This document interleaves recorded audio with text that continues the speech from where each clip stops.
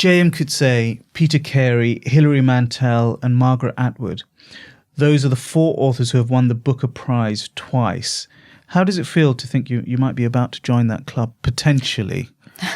Tanjil, I don't think in that way at all. I'm nervous, of course. I'm delighted to be nominated, but it's also scary because I remember what a circus it is. It was a circus.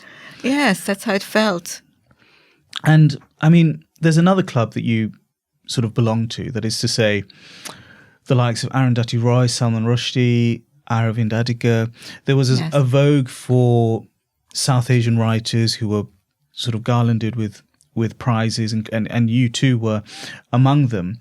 And this was once taken as a sign of the strength of South Asian writing in English. I mean, where do you think this stands today? Well, when I look back, and I have quite a view because of my mother being a writer. So for our readers, for our listeners, Kiran Desai's mother, Anita Desai, is a very, very distinguished novelist from India in her own right. Yes, and who's also been nominated for the very prize you were speaking about many times over. And so I have a long view, and I remember when she was writing, Tanjil, in, the 70s and 80s. And she must have started in the 60s publishing. And she had almost no company. Yeah. There were very few Indian writers writing in English. There were some, of course. R.K. Narayan comes to mind, for example. Naipaul of South Asian Heritage. And Naipaul of South Asian Heritage. And those were books that we had on our bookshelf. But there was not much company, and she was very isolated. And of course, she was also married with 4 children, so for that reason as well. But then I saw how, I remember also, can I just go into more detail? Yes, because please. It's interesting for me and fun for me to talk about this. She said, look at the addresses on the backs of books on the bookshelf and find the addresses of publishers in England and send her manuscript out to be published.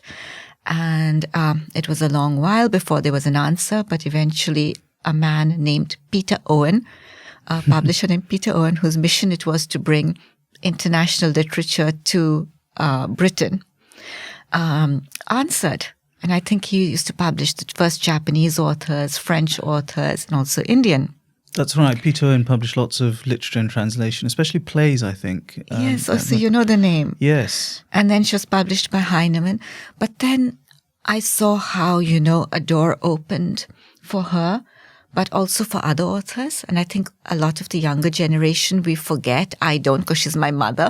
But they forget who first opened the doors to Indian literature being read abroad. And of course, it was read more in England than it was in the United States. That was yet another journey.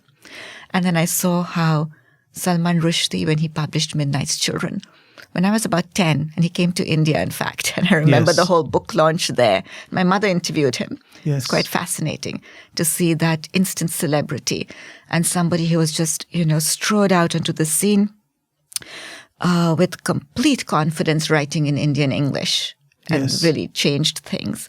And then I saw how that opened the door to more authors. And then came writers like Amitav Ghosh, Upmanyu Chatterjee, people like that. And then Arundhati Roy, when she published God of Small Things, another door opened and a lot of writers. And that was when I published Halabaloo and the Guava Orchard. Yes, your first novel. My first novel. And I saw that helped. And so with Jhumpa Lahiri again. So, the world is just getting bigger and bigger. But what makes me happiest is how publishers now in the United States, let alone Britain, they're now publishing writers in translation, which rarely happened. So you're quite conscious of stepping through a door that's now wide open thanks to many illustrious forebears that you've just mentioned. You feel very conscious that you're writing in a similar tradition. Do you feel that way? Of a similar tradition to the writers you've just mentioned. To the writers including your mother. I see my work in conversation, certainly, and I know how I've learned from their work, and I'm intrigued by the choices they've made that my colleagues have made. But I certainly have been drawing on the history of my mother's work because we work from the same landscape. So I am aware that we both sometimes start our books from that same veranda in Allahabad. That was my actually my father's parents' veranda. And I'm conscious of thinking about some of her work, particularly, for example, in custody, drawing on that, the history of her knowledge of what happened in India during the partition. That was Clear Light of Day, sorry. And In Custody was another book I really loved. In Lucknow. Yes, because it was about, the history of Urdu in India. And I know I draw on that. Her memories, my father's, my grandparents, when I'm writing about a changing India, a changed India, a different India now. And why do you think there's this appetite in the West for stories about India? This appetite among readers to read, writers such as yourself and other writers you've mentioned. I mean, where does this come from? Oh, I would say the same thing about Irish writers. Yes. But I suppose sometimes I just think that we talk in stories a lot. There's an enormous amount of material. And I have lived in the United States for a long while. And what intrigues me about my own work is how India has not grown more distant. I would have expected to lose India and to be writing from a different world. And yet I go back. And I think I go back perhaps for the same reason readers want to read about India, is that at one of the characters in my book, This Loneliness of Sonia and Sunny, says that in India, stories grow on trees. And that doesn't happen everywhere. Yes. So you're kind of referring to, here, and is it Sonia or Sunny who says that? Sunny who says it? Both of us have read the book. neither of us can remember. But one of your characters, Sunny, let's say. That's right. Sunny, I'm remembering now. He meets a jealous journalist. Yes. Who says, Yes, stories grow on trees. And this is referring to the idea of India as this sort of treasure house of stories, that's a very kind of ancient idea. And so many stories from the Arabian Nights. Exactly. Ocean of stories. The ocean of stories and the Arabian Nights and so on, which all have their roots in India. Is that something you're conscious of as a writer? In addition to your Western frame of references, novels and so on. I'm conscious of being very grateful for a landscape of having grown up and taken it for granted. I don't any longer, of course, especially now that it's changing. But having grown up in a landscape so complex with so many different traditions and philosophies, and of being in a country where you could write with both intimacy and affection and knowledge of people different from yourself because they were so close. And I think of a lot about what Rushdie said when he wrote Moor's Last Sigh. And he said he was sick and tired of being told that minority Indians were not as Indian as Hindu Indians. And he was just going to write a book about the two smallest minorities in India, which were South Indian Catholics and South Indian Jews in Cochin. Yeah. And when they marry, they produce, as he put it, a minority of one. Yes. And the language. So he is, of course, from the Muslim tradition, but he was writing about Catholics. And the language is so particular to the Christian community. And any Indian reading it, you just laugh with affection, when you read the grandmother's speech. Yeah. That you understand exactly. That is that household in Cochin. And it's so moving to me. And so when you asking about Katha Sagar or Ocean of Stories or the Arabian Nights, I am conscious of having grown up in that landscape, and that I think when we are fighting for secular India, secular democracy, those of us who speak up for it, you're fighting also for a literary landscape. Yes. So you see literature as almost a front line in these debates about what India is. I've always thought that, because this is a tension that's been, of course, it's nothing new. It's always been true of India. And I think of someone like Rohinton Mistry, whose books were banned in Maharashtra, and they were taken off the syllabus in Bombay. And I think of what that book meant to me, Family Matters, which was actually a book about looking after an aged parent. Yeah.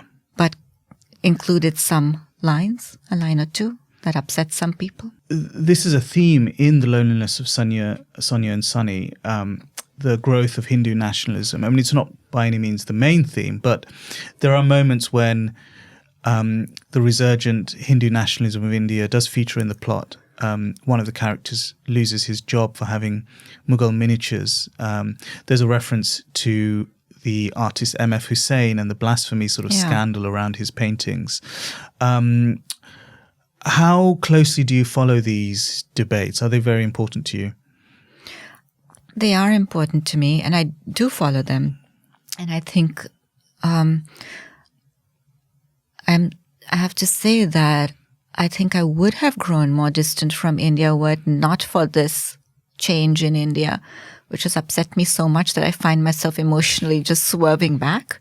And seeing because with in a way, India, the idea of India is changing and in a way rejecting you, and therefore you feel more drawn to it, strangely.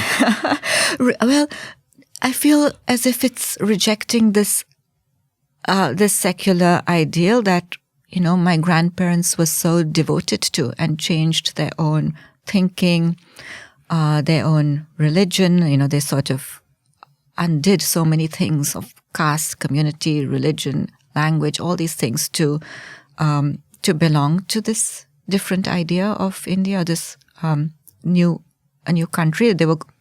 I'm talking about the only grandparents I knew from my father's side. I didn't know my mother's parents. But they were Gujarati, and then they lived in Allahabad, and made this enormous journey. So it was, and of course I grew up steeped in these ideals. It's interesting to me too, to see how, while things couldn't be more different countries than India and the United States, where I now live in New York, the one thing that was similar, and I think this is why, in fact, Indians are successful immigrants there, is that idea of secular democracy. That was one thing that was dinged into our heads. Even though I went to Catholic school in India, by the way, run by nuns. So that is why I think I emotionally just returned to India and became obsessed with the news. Yeah. Yeah, and I want to ask you a little more about how the novel or literature more generally can be enlisted almost in this fight against fanaticism. I'm always struck by Salman Rushdie's line about the novel essentially being nothing more than freedom itself. And is that something you feel when you write novels about India? Well, no, I don't actually. The truth of the matter is, of course, I'm thinking about the characters. Yeah. And I am thinking about the politics. And of course, now very similar things are happening in the United States. And again, you have to wonder where the place of writers and books in the debate, given how many books are being banned in the United States right now. And books that are it's just bewildering. You can't understand why they've been banned, such as my friend Sandra Cisneros' House on Mango Street, about a Hispanic girl growing up in Chicago. You can't understand why it would be banned, but it is. It's been banned in what sense? It's one of the books that's most being subtracted from college courses. Right. So it's just because cancelled. It's a brown woman growing up in the United States. That's enough, let alone Toni Morrison or Maya Angelou and authors like that. It's quite remarkable. Yeah. But I was thinking, therefore, because these ideas are in my head so much, and I'm a little bit obsessed with the news, but I was very conscious of making sure in this novel that it was not, that the politics didn't overwhelm it, that it really was art for the sake of politics, not, it was really politics for the sake of art is what I meant to say. Yes. You were looking a little bit. I realized that maybe I didn't have enough coffee. I got it the other way around. But really trying to center it in the characters and their lives and to talk about how these big world events just filter down to the smallest spaces. Much of what you just said made me think of those sections in your novel where Sunny is working as a journalist in kind of post 9/11 America. And I couldn't help but compare that moment, post 9/11 America, with the sort of Trumpian moment today, this sort of growth of censoriousness. Do you feel that's, did you have that in mind? I mean, when you were writing retrospectively about post 9/11 America, were you also thinking about the present day? I must have been. And I think I would have liked to,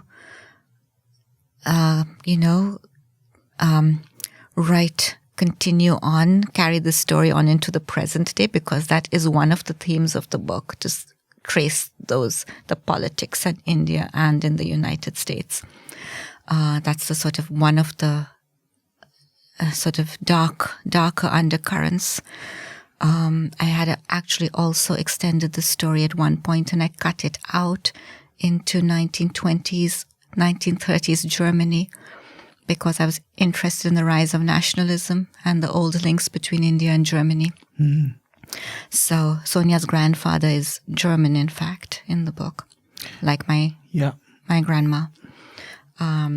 So that certainly was one of the things I was doing, and talking of political fear and the big divides between nations, but then also talking about fear in other ways as well, the personal sphere, in the personal sphere, in the political and the personal, like Sonia's fear, when she's in that very abusive relationship. Yes. So.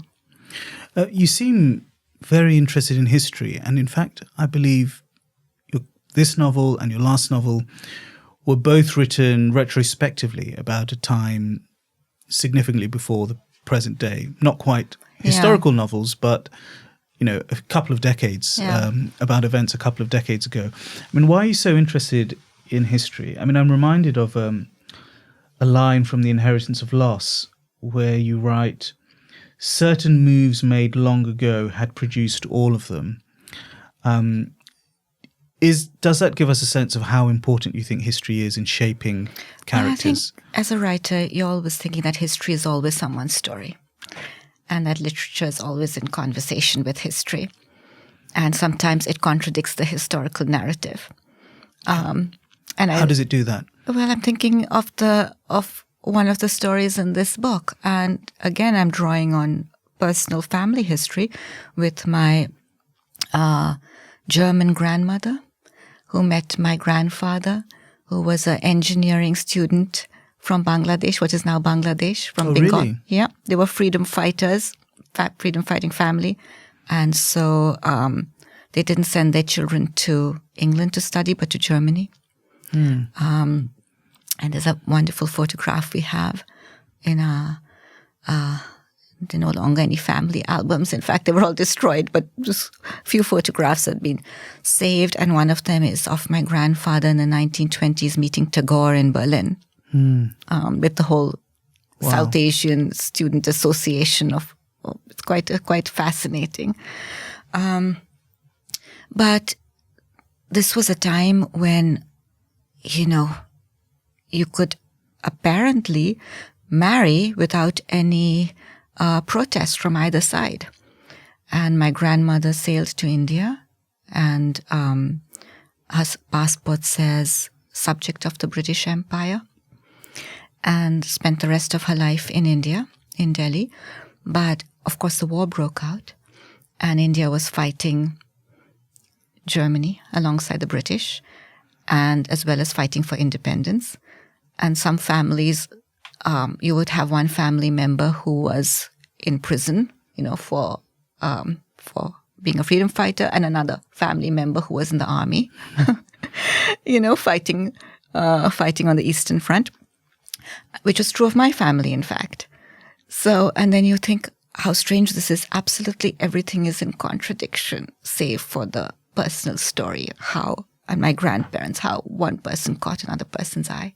And there they were in the midst of all of this. So everything about history would seem to suggest a clash, but love, seems I'm also to thinking of a book like Midnight's Children, which also makes the statement that history is someone's story. Yeah. Marquez did that. Günter Grass did that. And you've mentioned the history of some of the relationships in your family.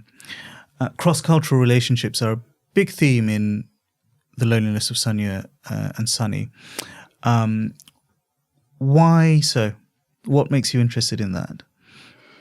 I think there were some interesting things going on that nobody speaks about, which is a lovely place to write from. That there are these taboos and nobody says things out loud, and it's so interesting for me to analyze what people are actually thinking when it comes to cross-cultural relationships, or what they're after, what they're trying to achieve. And of course, we live in a complex world with huge power divides between countries, between races, between classes. So it's never just a simple matter of falling in love. It's always other things, other undercurrents, other things involved. See, in the West, we tend to think of romantic relationships as just being a tale of two individuals, but you seem to bring to bear the weight of history on such relationships. I mean, is that how you see it? Well, I don't think you can subtract these things out of the mix, although in this, I can talk about the characters in my book. Sunny is in a relationship with an American woman from Kansas, and he has been sent to the United States. He comes from a very westernized family in India, very privileged, very westernized, and he's been brought up to leave. I think he says he was brought up, he never touched his own nation. He never took the bus in his own nation. He never ate from a street cart. He was just educated to leave. And then, but it's also understood that he continues this journey, and his mother's ambition sort of is riding on his back. And she would never say so, but he's expected to find a white girlfriend in America. And no one in India would ever say this, right? There's an entire class who hope their children are going to do this. And somehow, Babita, Sunny's mother, thinks that this is going to just elevate her above her society, and it's going to give her a safety net. It's going to allow her to escape through Sunny in a way. And Sunny does do what is expected of him. And he's also so proud of that image of him and his girlfriend Ulla in the mirror. And he thinks they look so beautiful together. And she, poor woman, just thinks of herself as being adventurous. She doesn't have any understanding of what the motives behind Sunny's attraction are. Sort of she's a little bit, and she doesn't understand when he first says the same line, but in two different ways, first earnestly and then facetiously, then facetiously, leaving her completely bewildered. So he's so proud of that image in the mirror, but then also ashamed to be proud for the reasons he's proud. And he begins to undo that image. He begins to attack it despite himself. Yes. I wanted to ask you, why did you put the experience of loneliness at the heart of your novel? Do you think that's, one of the overlooked experiences of migration and globalization and these great journeys across the world, this experience of loneliness. I mean, is that something you felt? I definitely felt it. It was, so in one way, I was thinking in a very simple way of just Sonia and Sunny being foreign students in the United States, away from their families. Sonia's first experience of being alone.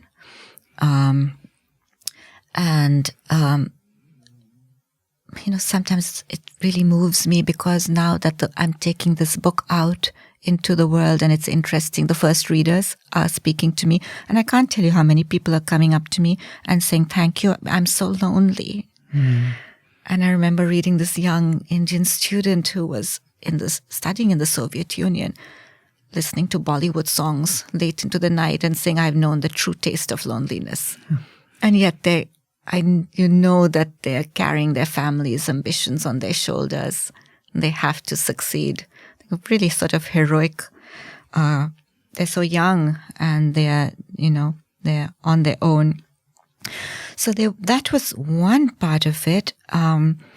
But I realized at a certain point that I could see all these different rifts and divides that I'm talking about in terms of race and culture and nation as a kind of loneliness. And I could broaden the scope of the book in that way. I have to say, I found those descriptions of loneliness also extremely relatable, and especially the way you describe the fact that in a sort of traditional South Asian context, you're never lonely. You're always surrounded by this teeming reality full of so many different people, family members, extended family members, servants, and so on. And that seems to me maybe the most essential difference between life in the West and life in South Asia. Yeah, I remember going to a movie alone for the first time and thinking, this is so strange. I go to the movie by myself, and it felt such a lonely thing to do, and yet it's quite common in the Western world too. Yeah. It's seen as an enjoyable thing. Yeah, I mean, this seems to me like a really crucial distinction between the experience of living in the West and living in, say, a non-Western society. The fact that there's really no cultivation of solitude in my experience, at least, of South Asia. It's considered a very weird thing. Unless it's spiritual, right? So I was also thinking of solitude as, Eastern spirituality or a Western idea of being an individual. Yeah. Morphing into those two very different things. And that Western idea of solitude is also intrinsically connected to the idea of the novel, because the Western novel is peopled with solitary characters. Yeah, and it's focused on an individual. And that is also really fascinating thing to me about the Indian novel. And I remember my mother saying that, pre-independence, the novel had a whole social purpose. And then sort of post-independence, there was a real searching of what you do with the novel, because these Western ideas of being an individual and centering a novel in a person's thoughts. She thought, my mother said, that she felt as if there was very limited appeal to that kind of story in India at that time. Yeah. So we'll take a break now. Stay with us, as we'll be back after a short break. And remember, all our podcasts are available ad-free on the New Statesman app. The links to the download are in the show notes. We're back after this.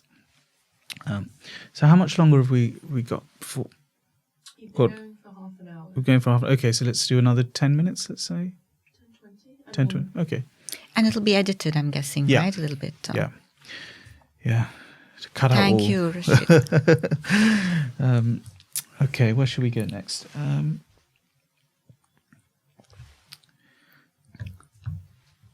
Welcome back to the New Statesman podcast with me, Tanjil Rashid, and my guest, Kiran Desai. It took you almost 2 decades to write this. I mean, forgive me for asking, what took you so long? What was I doing? Yeah, what took you so long? I don't even know. When I look back, I did not notice the days and years passing. And I was happy writing this book all these years. I didn't grow tired of it. It's quite strange. And it's also true that I was I was just creating a pile of material. So all the different stories we've been talking about, many of them just didn't make it into the novel. I whittled and cut it to see where it could intersect in two ways, both in the ordinary light of day and in the shadow world. I was sort of very conscious of trying to put those two different worlds together. And so I did have, a huge pile of paper. I did have about 5,000 pages at one point. And so that was what I was doing. I hope I have something in that pile that I can work on in the future as well. So I think it's fair to describe your novels as, broadly speaking, being in the realist tradition. Mm-hmm. And the realist novel attempts to capture reality. When you're writing over such a long period of time, do you find perhaps reality slipping away through your fingers as time moves on, or do you not find that at all? I find that, I'm glad you asked this question, because I plan to write a purely realistic book, just absolutely in the rational world. But then I have to say that I couldn't do it because the characters themselves fall through, and they enter, spheres that are not, that they fall out of reality, fall out of real life. And for various reasons, they come up against a kind of unknowable darkness. Babita, when the two uncles are murdered, there's a theme of murder. Sonia, when she sort of experiences a kind of hallucinatory fear, and keeps, I think, a fear so big she keeps seeing the phantom of her fear morphing into different shapes, catching it out of the corner of her eye. And I was also interested in people who live real life nightmares. So when you're thinking of, and I did this in my last book as well, but just people whose journeys are not realistic at all. I mean, they are really experiencing drowning and sharks and things that the rest of us experience those in our nightmares, and they're sort of living real life nightmares. And I'm also interested when your own nightmares are so real that they influence your daily life. I mean, your mornings, they're shaded by what you've dreamt at night. So Sonia sort of at a certain time enters that sphere. Yes, this is very interesting about your novel, because there are nods to a kind of magical reality at times, or a certain kind of magical realism. Sonia fears that an amulet has turned her ex into a demon, and things like she that. feels like she's actually made the acquaintance of a devil. Yeah. And she has, in a way, because this person is a devil in her life.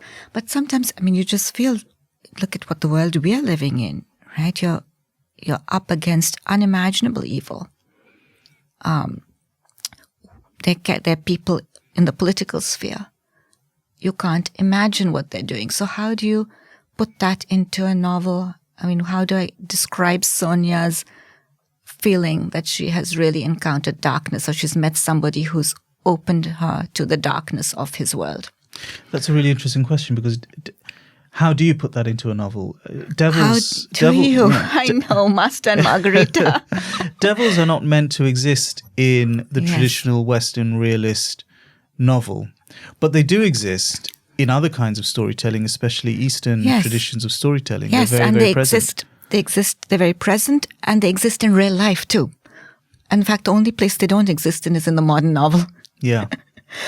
It's quite fascinating. Do you get frustrated with that?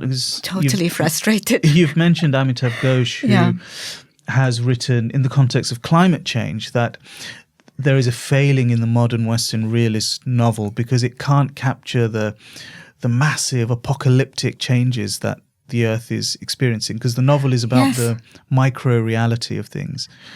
Yes, and also I didn't know Amitav had written that. That's so fascinating to me. He said that, really? That's so interesting. So he wrote a book called The Great Derangement, which is all about how the novel is failing to contend with climate change. And his argument is that the Western realist novel, unlike, say, Eastern traditions of storytelling where apocalypses and massive social and massive social changes occurring, that doesn't really occur in the Western realist novel. Yeah, I think it's limiting. You know, I could not have written that shadow world in my book, and those ideas. And what you also do, Tanjil, you know, if you're writing about a country or people who are deeply rooted in these traditions, like the father in my book, Sonia's father, who's listening to Sufi poetry and music of mystics every single evening on his rooftop. You can just say that in a realistic book, but you can't go deeper into the meaning of that music. Do you think in a future book you would be interested in going even further in challenging the conventions of the realist novel? I sense maybe you're on a kind of journey towards some kind of new form or style. I don't know. You know, it's also difficult, and Sonia grapples with this because she's an aspiring novelist, so she overlaps with me in many ways. It's also very frustrating because on one hand, your book or your writing like forces you into this way of including these, including the intangible and the esoteric. I also was interested in going from those old, you know, monasteries up in the Himalayas and those paintings and figures and magical beasts that you see.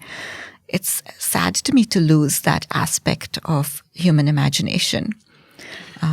But in your book, you seem very... But it's frustrating when a book comes out and it's labeled as magic realism, and you're looking at what that term really means and why it came into being and where it came from in the first place, which is a 1920s German scholar, and then how it's interesting also to me how that word is spoken about, analyzed when it comes to different cultures, Latin American, African, Asian. How does it differ from a ghost story written in Europe? Yeah. And through this character, Sonia, who's also writing, aspiring to be a writer as you once were, and through her, I get a sense that you are quite self-conscious and ironic about this post-colonial magical realist tradition. And there's a very funny reference to Sonia, who's also writing a story about a boy who becomes a monkey. Yes. And of course, this is a reference to some of your own early work. So you seem very self-conscious about this. And at that moment, Sonia's boyfriend, Ilan, laughs at Sonia and says, "Oh, don't write Orientalist nonsense. Yes. What Westerners did to you, you are doing to yourself." And yes. Do you feel that sometimes? I think that's one of the ways to look at it. And the other way to look at it is, of course, exotic to whom? You know, exotic to whom? I mean, a mango is exotic here, but it's not exotic in India at all. Yeah. At the same time, was there a falsity to the kind of books that were being written? Were they really cheap bazaar objects, you know, shiny outside, hollow inside? Are we talking about who's doing it well, who's doing it badly? Are we talking about something else altogether? And that prompts the question of your readership. I mean, when you're writing, do you see yourself as writing for a Western audience, an Indian audience, both, neither, the world? I mean, I think in today's world, you really can't write for a reader unless you're writing for a particular reader, because, you know, look at the Indian diaspora. It's all over the place. No, I'm trying to really just get the characters right. I'm trying to get them right. I also sense in your book with all of these things, by the way, I mean, the way they're thinking about monkeys or how they're presenting their country to all their racism, that was also very interesting to me to talk about Desi racism. Yes. And that reminds me of a moment in your novel when I sense the frustration you might have with Indian readers of the novel, because Sonia seems to criticize Indian readers of the novel for their lack of the empathy that's so important to reading novels. Yeah. And you say, and I quote, "When you considered another person's feelings, another person's dignity, you actually wished to scrub your own toilet. A good novel reader was a toilet cleaner, and so Indians didn't wish to be readers of novels, as this would undo caste hierarchies and divides that made their world go around properly." and you're referring to this idea that, you know, the caste system in India, which means that you're not meant to clean your own toilets. There's a whole caste of people that's meant to do that. But as soon as you start reading novels, you have to put yourself in the shoes of someone who cleans a toilet, and therefore then you don't want to do it. You don't want to go there. And, you know, we're talking about the novel being, the modern novel, the Western novel being centered in an individual. Once it's centered in an individual, it's centered in human rights. You are thinking about that person. And there's a wonderful book, which was on my mother's bookshelf all these years. And I read it more recently, Mulk Raj Anand, The Untouchable, which is a day in the life of a toilet cleaner. Yeah. When you read that book, you want to clean your own toilet. Yeah, yeah. And this is really, I also think this character says that Gandhi managed to get the British to leave India, but he didn't manage to get Indians to clean their own toilets. Yeah. I think that's very true, frankly. And this is the subversive potential of fiction, of novels in India. They seem to assert the rights of the individual and empathy for the oppressed individual, probably better than any other form in history has. At the debate going on in India, nothing to do with writers like myself, but somebody like Perumal Murugan, who was writing about rural India, village landscape, tribal India, and the kind of debate he set off, and often an angry one of people thinking he's representing the culture in a very harsh way. But when you read it, my goodness, you really begin to think of individuals in that trapped in that community. Do you feel the desire to escape it all ever and write a book that has nothing to do with India or nothing to do with the global south or migration or globalization or these big themes that you seem trapped by sometimes? And do you ever feel the desire to just break free from all that?